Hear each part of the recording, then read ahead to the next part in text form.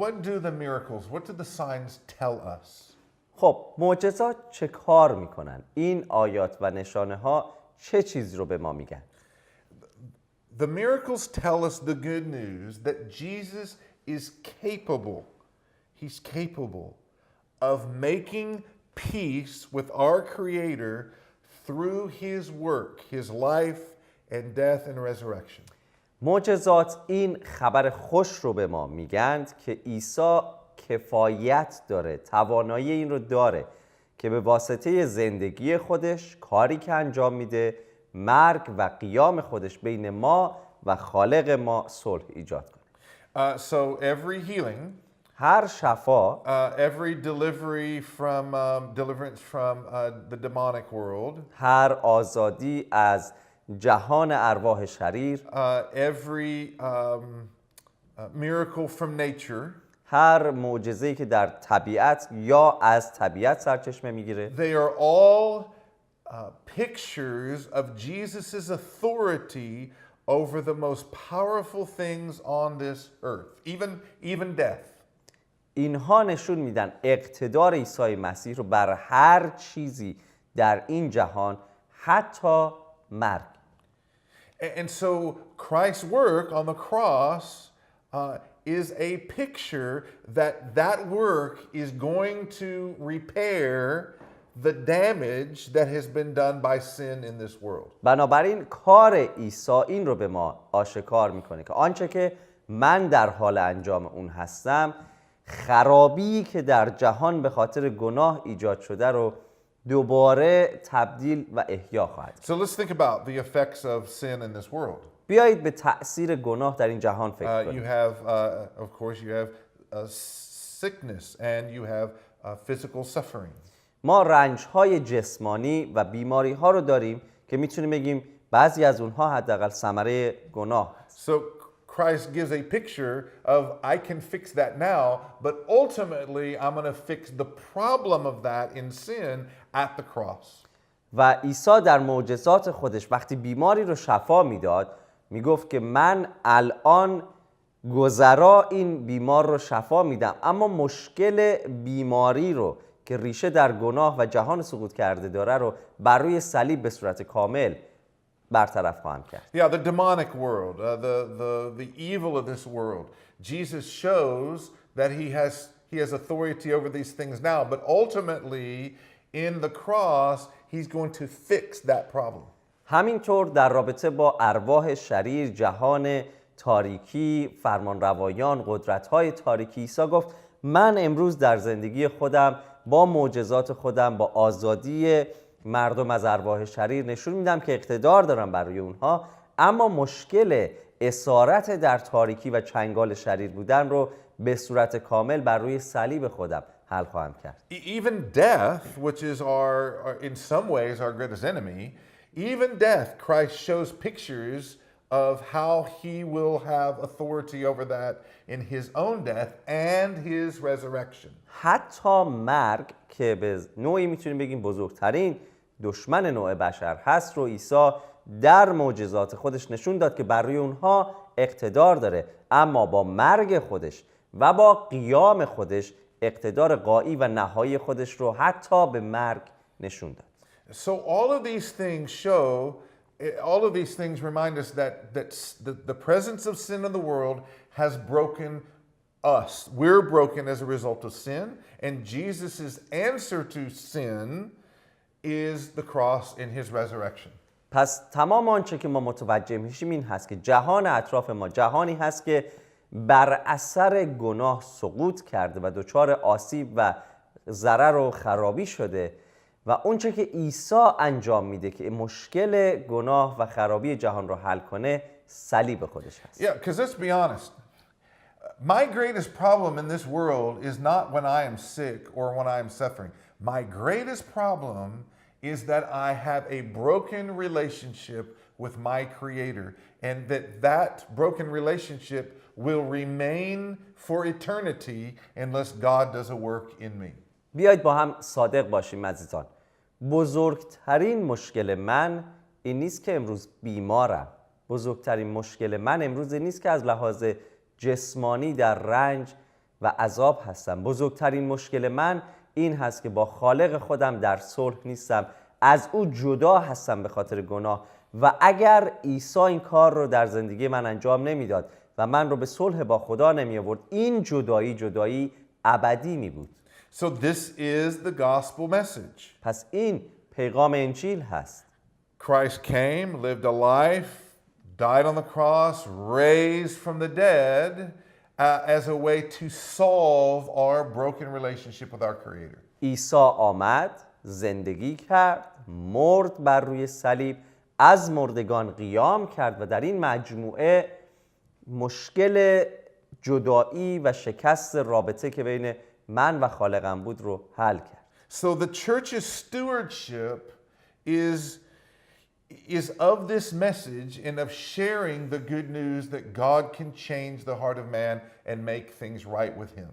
بنابراین وظیفه نظارت بر این پیغام که به کلیسا بخشیده شده این هست که مطمئن بشیم که این پیغام در رابطه با آمدن عیسی مسیح، زندگی او، مرگ او و قیام او از مردگان به جهان موعظه میشه، مردم اون رو میشنون و باعث تغییر قلب ها میشه، ایجاد رابطه سالم و در صلح با خالق ما. So what I'm talking about now is the things that are normal, the things you should expect as a believer or as a local church. اونچه که الان دارم راجبشون صحبت میکنم امور طبیعی هست که به عنوان یک کلیسای محلی ما باید انتظار داشته باشیم که اینها همه به انجام برسه.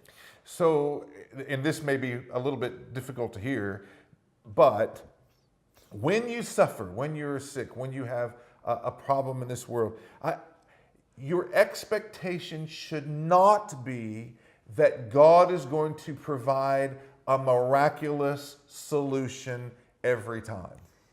ممکنه این چیزی که الان میخوام بگم شنیدنش خیلی سخت باشه، ولی من این حقیقت رو به شما میگم که هر زمان که شما در بیماری، رنج جسمانی، مصیبت و سختی هستید، این طرز فکر که همیشه خدا به شکلی معجزه‌آسا وارد عمل خواهد شد، معجزه‌ای خواهد کرد و این مشکل رو رفع خواهد کرد، طرز فکر صحیحی نیست. He might. ممکنه که این کار رو بکنه. He might intervene in a miraculous way. ممکنه به شکلی معجزه‌آسا در این مشکل دخالت کنه و اون رو حل کنه. Hallelujah. Praise the Lord. خدا رو شکر، جلال بر او. And when he does, we should be thankful for his intervening power. و زمانی که این کار رو انجام داد ما باید به شدت سپاسگزار باشیم که قدرت خودش رو در زندگی ما نشان داد و جاری کرد. Here's what you should expect though every time. این چیزی هست که همیشه باید انتظار اون رو داشته باشیم. You should expect that the power of the Holy Spirit is for transforming the heart. باید انتظار این رو داشته باشید، بدونید که قدرت روح القدس میتونه قلب‌ها و زندگی‌ها رو تبدیل و دگرگون کنه. And God's Spirit will give you the endurance necessary to live out your faith in the eyes of unbelievers. و روح قدوس خدا استقامت و پایداری که ضروری هست برای من و شما ایمانداران رو که در این جهان به زندگی خودمون ادامه بدیم به ما میبخشه. Sometimes the power of the Holy Spirit will bring deliverance, and that's a great testimony to the gospel for sure. گاهی وقتها قدرت روح القدس از یک مصیبتی ما رو آزاد میکنه و این شهادتی عالی در جهان هست. But the normal way is for God to give you the power to endure suffering and persecution and still be able to hold strong to your faith. اما به صورت طبیعی و عادی، به صورت معمول در زمان سختی‌ها، رنج‌ها و جفاها خدا استقامت لازم رو به ما میبخشه به واسطه روح القدس تا ما بتونیم در این مسیر سخت همچنان ادامه بدیم و تا به آخر غالب بیاییم. So when you look at the teachings of the New Testament, the teachings really of the Bible, پس وقتی که به تعالیم عهد جدید و به تعالیم کتب مقدس نگاه میکنیم and if you compare the teachings about miracles and the supernatural compared to the teachings about character development, about endurance, about transformed heart, behavior and activity. This is the one that the Bible spends a lot of time on compared to this. وقتی که مجموعه و میزان تعالیم رو در کتاب مقدس نگاه میکنید و مقایسه میکنید ما بین تعالیمی که برای موضوعات معجزه‌آسا و خارق‌العاده ماوراءالطبیعه هست، این میزان تعالیم رو مقایسه میکنید با میزان تعالیمی که در رابطه با شخصیت یک مسیحی کتاب مقدس به ما میگه چطور در مسیر زندگی استقامت و پایداری داشته باشیم. تعلیم دیگری چطور زندگی‌های تبدیل یافته باید خودشون رو نشون بدن با شخصیت، رفتارها، میوه‌هایی که از روح هست، کار سخت. اینها رو وقتی مقایسه میکنید میبینید که کتاب مقدس انرژی، زمان زیادی بر روی این قبیل تعالیم نرمال و طبیعی گذاشته. In other words, the Bible talks about the Spirit giving you the strength to walk through suffering, not to walk around suffering.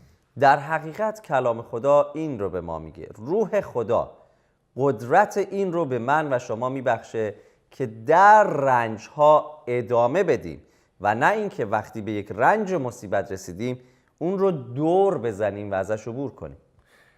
Sometimes the Bible talks about how God's miraculous power will be a testimony to others, but mostly the Bible teaches how your faithfulness as a witness will be maintained when you're walking through suffering.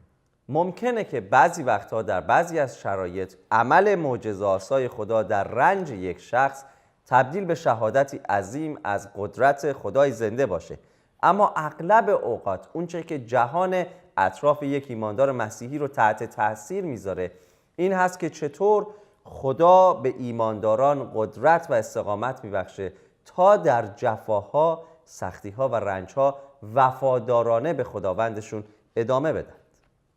Let's take this conversation, let's pause it for a minute, and let's talk about miracles as we see them throughout the entire Bible. خب همینجا میخوایم چند لحظه آنچه رو که داریم راجع به صحبت میکنیم متوقف بکنیم و به موضوع معجزات در سرتاسر کتاب مقدس نگاه کنیم. So if as we survey the Old Testament, we look at ways God works among his people. وقتی که در این سفر عهد عتیق قرار میگیریم میبینیم که خدا چطور با مردم و قوم خودش رفتار کرد. And of course there are ways that God works supernaturally. و مطمئناً من هم منکر این نیستم که قسمت ها بوده در عهد عتیق که ماوراءالطبیعه اتفاق میفته. The book of Exodus where God works miracles while the people are in the wilderness or in Egypt. زمانی که قوم خدا در اسارت در مصر هستن و یا وقتی که آزاد میشن از مصر و به بیابان میرن در اونجا شاهد اتفاق و وقوع معجزات هستیم. So in that situation, the work of God as a miracle worker is very clear. و در این شرایطی که قوم اسرائیل در اون قرار داشتن آنچه که خدا به شکلی معجزه آسا داره انجام میده کاملا واضح و شفاف هست که قدرت خارق‌العاده الهی اونها رو انجام میده. Then there are places in the Bible where God operates in a clearly non-miraculous way. جاهایی هم هست در کتاب مقدس که خدا واضحاً و شفاف عملی رو انجام میده که معجزه نیست. So for example, the book of Ruth or the book of Esther, there's no clear miracle taking place. به عنوان مثال در کتاب روت و یا در کتاب استر شما شاهد هیچ معجزه‌ای که واضح و شفاف شما اون رو ببینید و بگید این معجزه از قدرت خارق‌العاده الهی سرچشمه میگیره دیده نمیشه. We're not saying God isn't at work. ما نمیگیم در اونجا خدا کار نمیکنه. We're just saying that his work seems to take place in a very natural way. اونچه که میگیم این هست که در این کتاب ها و در جاهای دیگر مشابه اون کار و عمل خدا در طریقی خیلی نرمال و طبیعی داره انجام میشه. And then really there's some places in the Old Testament where we're not sure if it's a miracle or not. و واقعیت اینه جاهایی هست در عهد عتیق اتفاقاتی رو میبینیم که مطمئن نیستیم معجزه هست و یا عادی و طبیعی. An example might be David and Goliath. مثلا داوود و جولیات به عنوان یک مثال. David strikes Goliath with his stone, hits him right in the head, and he falls to the ground, and then David kills him. داوود با فلاخن خودش، با این ابزار خیلی پیشرفته جنگی در زمان خودش، یک سنگ رو پرتاب میکنه، سنگ به پیشونی جولیات اصابت میکنه و بعد در صحنه بعد ما جولیات رو میبینیم که مرده روی زمین افتاده. Was that a miraculous event? آیا این یک واقعه معجزه‌آساست؟ And what I mean by that was, did God actually, by his power, take that rock and direct it directly into Goliath's forehead? آیا منظورم این هست که وقتی که داوود این سنگ رو رها کرد، خدا با عمل معجزه‌آسای خودش سنگ رو در دست گرفت و به پیشانی جولیات هدایت کرد؟ Maybe. ممکنه. Or it could be that David, because of his years as a shepherd caring for his sheep, maybe he was just really a good shot. یا شاید به خاطر سالها تجربه چوپانی داوود و محافظت از گوسفندان توانایی به داوود داده بود که او تیراندازی ماهر بود. And the point is, we don't know. نکته‌ای که اینجا هست اینه که ما نمیدونیم کدوم یک از این هاست. And when you look at the big picture of the Old Testament, وقتی به تصویر بزرگ در عهد عتیق نگاه میکنید، there's not a formula.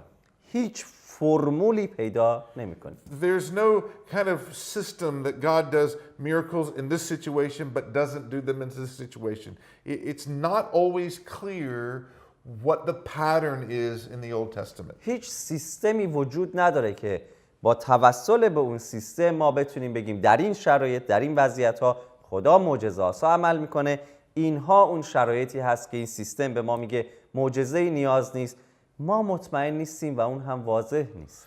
And really when you look at all of Old Testament history, so if you were to put it on a timeline and you were to evaluate how many miracles God does in the entire Old Testament, there's not very many. و اگر شما تصویر عهد عتیق رو در یک بازه زمانی بزرگ، یعنی از ابتدای عهد عتیق تا پایان عهد عتیق نگاه بکنید، همه این تصویر رو یک پارچه و یک جا در نظر بگیرید، حقیقت این هست که عزیزان در این طول زمان، در این زمان زیادی که در عهد عتیق سپری میشه، معجزات فراوان نمیبینیم. So if this was a timeline, you might watch God does miracles many times and then it goes down, and maybe you go a long time with not very much, maybe a little bit and not very much for a long time, and then God's activity seems to be very heavy, a lot of miraculous things. So it's a very uneven timeline for miracles. اگر عهد عتیق و زمان عهد عتیق رو به شکل خاص بر روی گراف بخواید قرار بدید، متوجه میشید که جاهایی هست در عهد عتیق که این گراف بالا میره، معجزات هست، بعد برمیگرده پایین، شاید به مدت طولانی معجزه‌ای نمیبینی، دوباره یه مقدار میره بالا، دوباره برمیگرده پایین، باز نمیبینی، بعد یه دفعه باز خیلی بالا میره اما پایین برمیگرده و زندگی مسیر عادی خودش رو ادامه میده. The places where you see God using miracles most is around the times of Moses and around the time of Elijah. دو جایی که از لحاظ زمانی ما می‌بینیم خدا در عهد عتیق معجزات به میزان زیادی انجام میده، در دوره زمانی موسی هست و در دوره زمانی ایلیا. And I told you earlier that my view is that God uses miracles to either bring the gospel to do something fresh in a new area or to address an area that has a lot of spiritual resistance. قبل از این پیش از این به شما عزیزان گفتم معمولاً معجزات در دو جا زیاد اتفاق میفته، جاهایی که پیغام انجیل جدید هست، تا به حال در اونجا نبوده، سخنان خدا سخنانی تازه هست. در اونجا معجزات زیاده و یا در جاهایی که درباره خدا و حالا در زمان ما درباره انجیل صحبت شده وجود داشته، اما مخالفت با خدا و انجیل او شدید و فراوان هست. So when you think about Moses is bringing in a new he's bringing in the covenant, he's bringing God's people together as a nation. It's a time where God is doing something very fresh, very new. He invades that situation with his miraculous presence. وقتی به نقش و زندگی موسی نگاه میکنید در زمان خودش، موسی قوم رو که قومی نبودن به عنوان اسرائیل تا اون موقع به اون شکل به عنوان یک قوم یک پارچه و متحد قرار میده. اتفاقاتی که اونجا داره میفته اتفاقات جدیدی هست. پس خدا به شکلی خیلی تازه و جدید در کار هست. And the next place that you see, if this was a graph, you would see God's activity is very high, is with the presence of Elijah.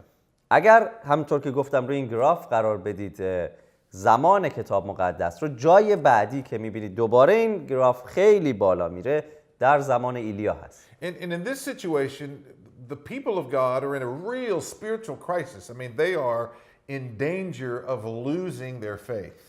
و زمانی هست که وقتی مطالعه میکنیم میبینیم قوم خدا از لحاظ روحانی در بحران کامل به سر میبرن. خیلی خیلی ممکن هست که اصلا ایمان خودشون رو از دست بدن. And so Elijah and Elisha's job is to bring the people out of this spiritual darkness and to get them on a path to walking with God again. پس مسئولیتی که بر عهده ایلیا و همینطور الیشع هست در زمان خودش اینه که کمک بکنه چشمان مردم باز بشه، اونها رو برگردونه به سمت خدا و از تاریکی عمیقی که در اطراف اونها از لحاظ روحانی وجود داشت اونها رو بیرون بیاره به سمت خدا و ایمان واقعیشون برگرد. But again, God does miracles throughout the Old Testament. There doesn't seem to be any kind of system that we can identify. It's just my observation that where the miracles are most together, where you see them the most, are in times of Moses and Elijah when God's doing a fresh thing or he's bringing about a work in the midst of unusual spiritual resistance. و همونطور که عرض کردم پیش از این جاهایی هست در عهد عتیق که ما مطمئن نیستیم اونجا واقعی که داره انجام میشه معجزه است یا یک اتفاق طبیعی هست. منظورم از همه این صحبت‌ها اینه که هیچ سیستمی در کتاب مقدس پیدا نمی‌کنید که واضح و شفاف شما رو کمک بکنه فرق بین این معجزه و چرا خدا انجام میده و اینکه چرا اونجا انجام نمیده رو متوجه بشید.